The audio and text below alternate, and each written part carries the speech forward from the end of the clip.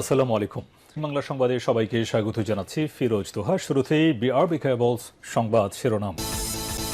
আবারও মধ্যপ্রাচ্যে ভয়াবহ তৃতীয় বিশ্বযুদ্ধ শুরু হয়ে গেছে।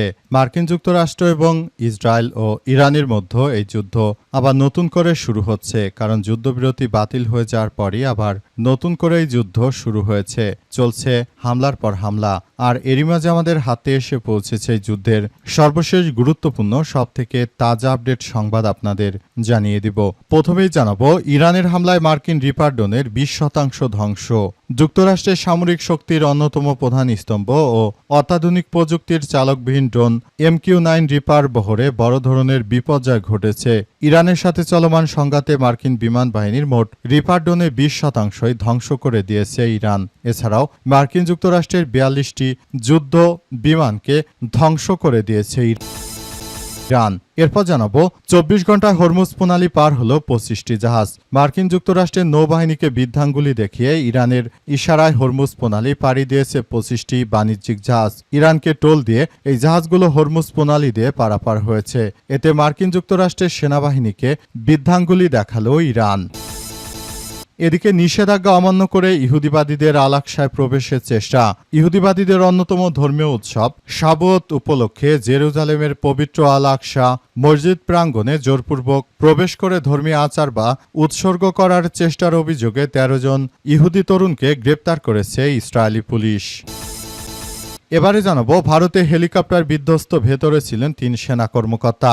ভারতের লাদাখে লেহ সংলগ্ন দুর্গম পার্বত্য অঞ্চলে তাস্তেতে ভারতীয় সেনাবাহিনীর একটি হেলিকপ্টার দুর্ঘটনার কবলে পড়েছে আজ। সংগঠিত এই ভয়াবহ ক্র্যাশ থেকে অলৌকিকভাবে বেঁচে ফিরেছে সেনাবাহিনীর 3 উচ্চপদস্থ সামরিক কর্মকর্তা। এবং সর্বশেষ জানাবো, হাম এবং হামের উপসর্গে মৃত্যু ছাড়ালো 500 জন। হাম এবং হামের উপসর্গে সর্বশেষ 24 ঘন্টায় আরও 13 জন শিশু মারা গেছে।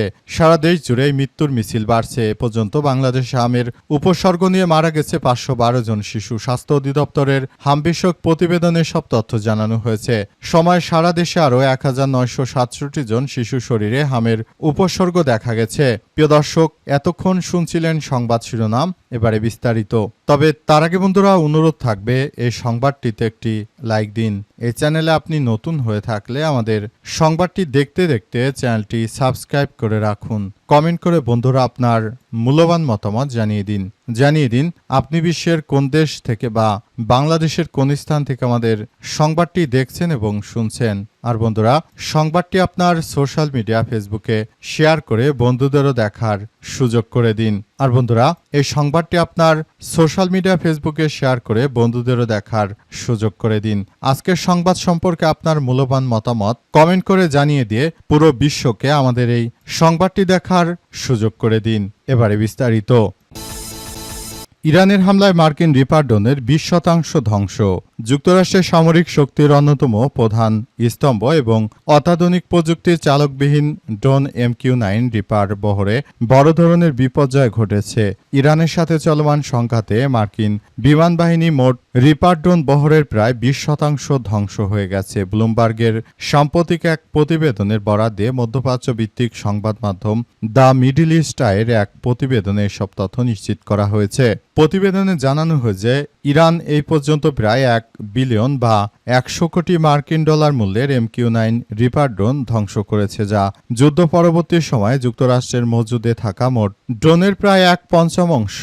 এর মধ্যে কিছু ড্রোনকে আকাশে উড়ন্ত অবস্থায় গুলি করে ভূপাতিত করা হয়েছে, আবার অনেকগুলো ড্রোন পারস্য উপসাগর অঞ্চলে অবস্থিত মার্কিন সামরিক ঘাঁটিগুলোতে ইরানের ক্ষেপণাস্ত্র ও ড্রোন হামলার শিকার হয়ে মাটিতেই ধ্বংস হয়েছে। MQ-9 রিপার মূলত একটি অত্যন্ত সংবেদনশীল নজরদারি ড্রোন, যা একই সাথে হেলফায়ার মিসাইল গাইডেড বোমার মতো ভারী ভারী অস্ত্রশস্ত্র বহন করতে পারে।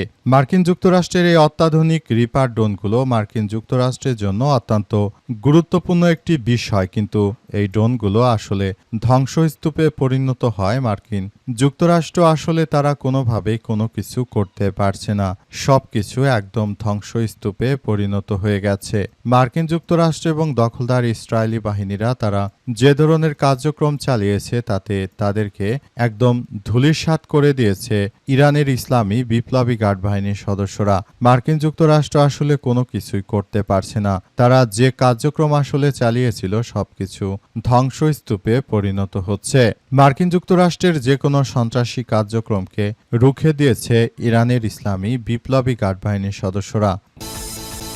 24 ঘন্টা হরমুজ প্রণালী পার হলো 25টি জাহাজ। মার্কিন যুক্তরাষ্ট্রের নৌবাহিনীকে বৃদ্ধাঙ্গুলি দেখিয়ে এবার হরমুজ দিয়ে পারাপার হচ্ছে বিভিন্ন দেশের যুদ্ধজাহাজ। মূলত বিভিন্ন দেশের যুদ্ধজাহাজগুলো সেখান দিয়ে ভালোভাবে পার হচ্ছে এবং সেখানে আসলে কোনোভাবেই আর মার্কিন যুক্তরাষ্ট্রের এই সন্ত্রাসী কার্যক্রম রক্ষা হচ্ছে না। সবকিছু একদম এমনভাবে কার্যক্রম চলছে যে সবকিছু একদম ধ্বংসস্তূপে পরিণত হচ্ছে। মার্কিন যুক্তরাষ্ট্র তারা ইরানের উপর নৌ অবরোধ চাপিয়ে দিয়ে যে ধরনের কার্যক্রম চালাতে চেয়েছিল সেগুলো আসলে তারা করতে পারেনি। ইরান তাদেরকে রুখে দিয়েছে। ইরানের ইসলামী বিপ্লবী গার্ড বাহিনীর সদস্যরা যে কোনো মূল্যে মার্কিন যুক্তরাষ্ট্রের এই সন্ত্রাসী কার্যক্রমগুলোকে একদম প্রতিহত করার মধ্য দিয়ে আসলে এগিয়ে যাচ্ছে। সবকিছু একদম ধ্বংসস্তূপে পরিণত হয়েছে। মার্কিন যুক্তরাষ্ট্র এবং সন্ত্রাসী ইসরায়েলি বাহিনীরা তারা শুরু থেকে যে ধরনের কার্যক্রমগুলো চালিয়ে যাচ্ছিল এগুলো একদম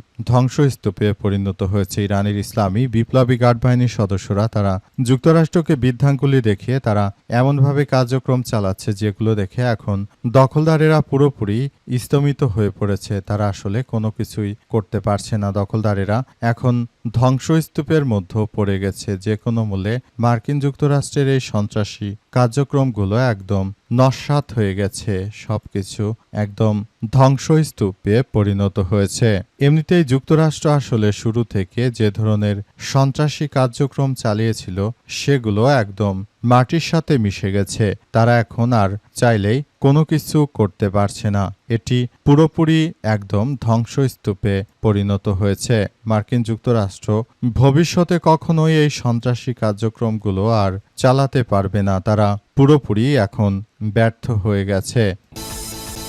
নিষেধাজ্ঞা অমান্য করে ইহুদিদের আল-আকসায় প্রবেশের চেষ্টা। ইহুদিবাদীদের অন্যতম ধর্মীয় উৎসব শাবত উপলক্ষে জেরুজালেমের পবিত্র আল-আকসা মসজিদ প্রাঙ্গণে জোরপূর্বক প্রবেশ করে ধর্মীয় আচার বা উৎসর্গ করার চেষ্টার অভিযোগে 13 জন ইহুদি তরুণকে গ্রেপ্তার করেছে ইসরায়েলি পুলিশ। স্থানীয় সময় আজ আটক করা হয় তাদের। পুলিশ জানিয়েছে যে অভিযুক্তরা নিরাপত্তা বেষ্টনী ভেঙে পবিত্র চত্বরে প্রবেশ করে এবং তাদের ধর্মীয় আচার সম্পন্ন করার দৌড়দৌড়ি শুরু করে। তবে পূর্বের ঘটনাগুলোর মতো এবার কোনো পশু উৎসর্গের চেষ্টা করা হয়নি বলে দাবি করেছে ইসরায়েলি সংবাদ মাধ্যম the Times of Israel. Israeli সংবাদ মাধ্যম ওয়াইনেট জানিয়েছে এবারের সন্দেহভাজনরা পশুর পরিবর্তে সাথে করে বড় বড় পাউরুটি বা রুটি নিয়ে এসেছিল। ইহুদিবাদীদের কৃষিভিত্তিক ও ফসল কাটার উৎসব শাবত সদ্য ঘরে তোলা গম থেকে তৈরি রুটি উৎসর্গ করার একটি ঐতিহাসিক ধর্মীয় রীতি হিসেবে পরিচিত এবং তারা রীতিগুলো পালন করার জন্য সেখানে এসেছিল বলে এমন তথ্য